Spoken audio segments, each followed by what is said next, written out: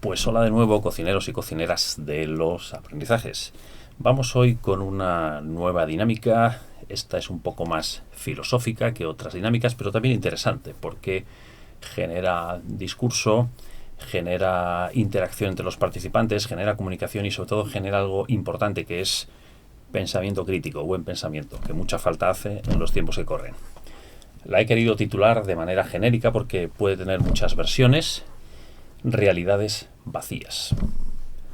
Como autor de referencia y como teoría de referencia, podríamos tener en esta dinámica, mejor dicho, a Gilles Lipovetsky, este magnífico filósofo, y su ensayo, que ya tiene un tiempo, pero que sigue estando de rabiosa actualidad, que se llama La era del vacío.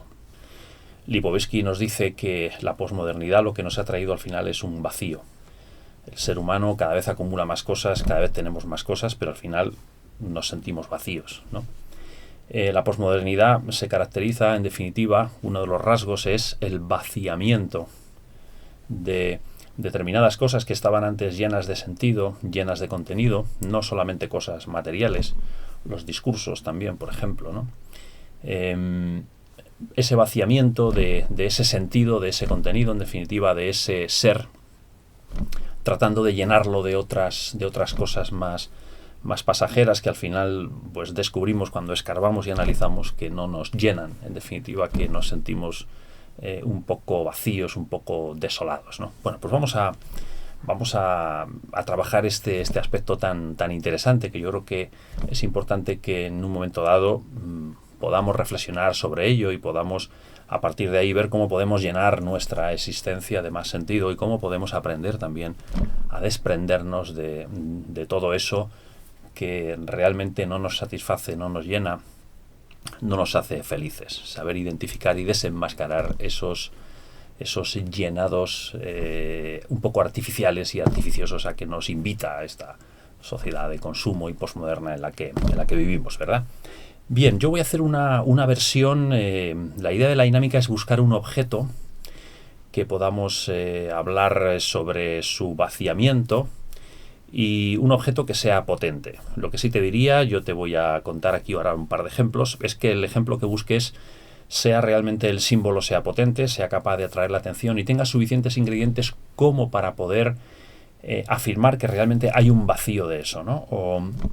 O que esa es una realidad vacía, que es interesante que reflexionemos y profundicemos un poquito más sobre ella, ¿vale?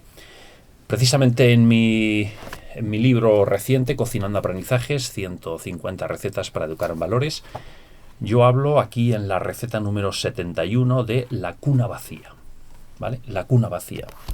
Y como estamos ya en una época cercana a la Navidad, pues vamos a hacer esta dinámica, por ejemplo, con una cuna del Portal de Belén, la típica cuna del Niño Jesús, y vamos a poner una cuna más grande que esta, evidentemente, pues esta es pequeñita y bueno, si estás trabajando con un grupo pequeño de personas, encima de la mesa te puede valer, pero yo te diría que te hagas con una cuna bastante grande, en el centro de la sala, con grupos ya a partir de 20, 25 o 30 personas, que se vea bien y que impacte. Y entonces en el centro de la sala ponemos una cuna vacía.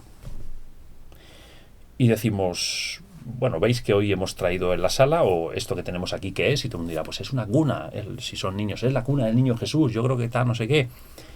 Bueno, pero esta cuna, ¿cómo está? Pues alguien se dirá, le falta el niño. Oye, bueno, pues entonces a partir de aquí vamos a hablar del concepto de cuna vacía, relacionado con la Navidad, pero no solo con la Navidad. Entonces, la idea de la dinámica es presentar el símbolo potente, hablar de decir, vale, tenemos aquí una cuna vacía y ahora vamos a empezar a hacer preguntas. Y sencillamente lo que tiene que hacer el facilitador es hacer preguntas y dejar que los participantes dialoguen. Así de sencillo. Y a partir de aquí reflexionamos. No es necesario que lleguemos a grandes conclusiones. ¿Qué preguntas planteo yo, por ejemplo, en la dinámica de la cuna vacía? Pues, por ejemplo, una pregunta obvia es ¿para quién es esta cuna? A ver qué dice la gente. Te pueden decir para el Niño Jesús, te pueden decir para un niño, te pueden decir para una niña, te pueden decir para nadie porque ya no nacen niños. Bueno, pues aquí empezamos a hablar un poco de qué significa esto de la cuna vacía, ¿no? ¿Qué significa esta cuna en Navidad? Si estamos en una época cercana a la Navidad, ¿qué significa esta cuna en Navidad? ¿Qué significado tiene? ¿Qué más hace falta para que el niño que venga esté bien y sea feliz? Bueno, pues vamos a explorar un poquito. Va a venir un niño, es algo simbólicamente que todos los años celebramos. ¿Qué hace falta para que cuando este niño venga y vea este mundo, con qué se va a encontrar, con qué mundo se va a encontrar? Puede ser otra pregunta, pero ¿qué hace falta para que le acojamos bien, para que esté feliz cuando venga? ¿Dónde estaba la cuna de Jesús? Sigamos explorando. ¿Esta cuna dónde estaba? ¿Estaba en una mansión? No, parece que estaba en un sitio muy pobre, ¿no? En un portal, en una especie de establo, estaba ahí la cuna, ¿no? Interesante trabajar también el concepto del dónde, el locus, esto dónde está, ¿no? Esta cuna vacía, que a lo mejor está vacía ahora y tiene un sentido, ¿no? Si estás trabajando desde el punto de vista cristiano, pues ese es el sentido de la espera, del adviento, de la esperanza, de ir preparando esa cuna para acogerle, ¿no? ¿Quiénes fueron sus padres? Si vienen niños, ¿qué tal los padres? ¿Quiénes fueron sus padres? Bueno, pues esto sí lo trabajamos en ese contexto navideño. Pero ya podríamos llevar esto a un contexto de más actualidad y hacer otras preguntas como: ¿es lo mismo nacer niño que nacer niña hoy? ¿En todos los lugares del mundo? ¿Hay lugares del mundo donde de nacer niño o nacer niña depende tu futuro, depende tu felicidad futura? ¿En dónde hay una diferencia sustancial entre nacer niño y nacer niña?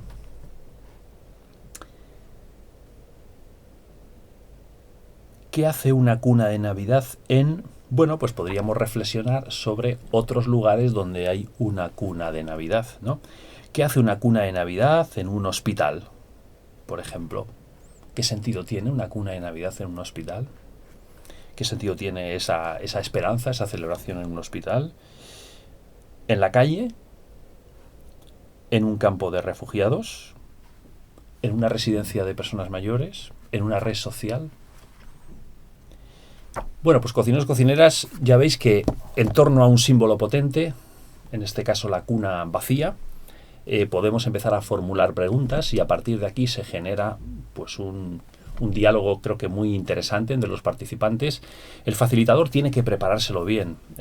No puedes ir a la dinámica sin haber reflexionado tú previamente sobre esas preguntas, sin llevar algunas anotaciones para poder aportar algo si la gente no dice, etcétera, etcétera. No se trata de que aportes, se trata de que a partir de las preguntas sigas tú un poco también haciendo más preguntas para que la gente dialogue, participe, pero es importante que te lo trabajes. Es importante ir siempre a las dinámicas con el tema bien preparado, no ir a ver qué pasa, ¿vale? Bien, podemos hablar de más realidades vacías, podemos hablar de una cuna vacía, podemos hablar en España, por ejemplo, se habla mucho ahora de la España vacía, ¿no? Hay determinados pueblos en España que se están quedando vacíos de gente y esto pues es una reivindicación, ¿no?